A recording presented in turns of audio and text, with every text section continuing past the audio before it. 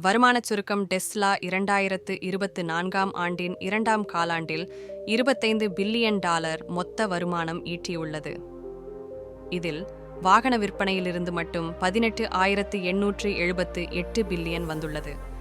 GAB அடிப்படையில் 52 send ABS மற்றும் 52 send நெடுநிலை ஏபிஎஸ்-ஐ பதிவு செய்தது.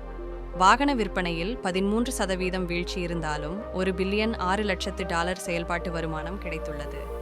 எலோன் மஸ்க் பக்கம் எலோன் மஸ்க் அரசியல் பங்களிப்புகளை குறைத்து டெஸ்லாவின் வளர்ச்சியில் கவனம் செலுத்த இருப்பதாக அறிவித்தார்.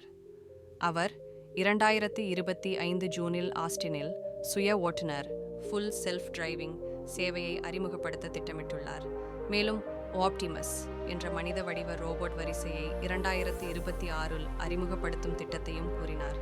எரிசக்தி துறை வளர்ச்சி டெஸ்லா தனது எரிசக்தி சேமிப்பு தயாரிப்புகளில் 9.4 GW என்ற அளவிலான தயாரிப்புகளை வழங்கி $3 பில்லியன் $14 மில்லியன் $13,14,134 ஈட்டியுள்ளது. குறிப்பாக மெகா பேக் தொழில்நுட்பம் மூலம் உலகளாவிய எரிசக்தி சேமிப்பு திறனை விரிவுபடுத்தி வருகிறது. எதிர்கால சவால்கள் மற்றும் திட்டங்கள் சீன சந்தை, அரசியல் சிக்கல்கள் மற்றும் வாகன விற்பனை குறைவு போன்ற காரணிகளால் டெஸ்லா சவால்களை எதிர்கொள்கிறது.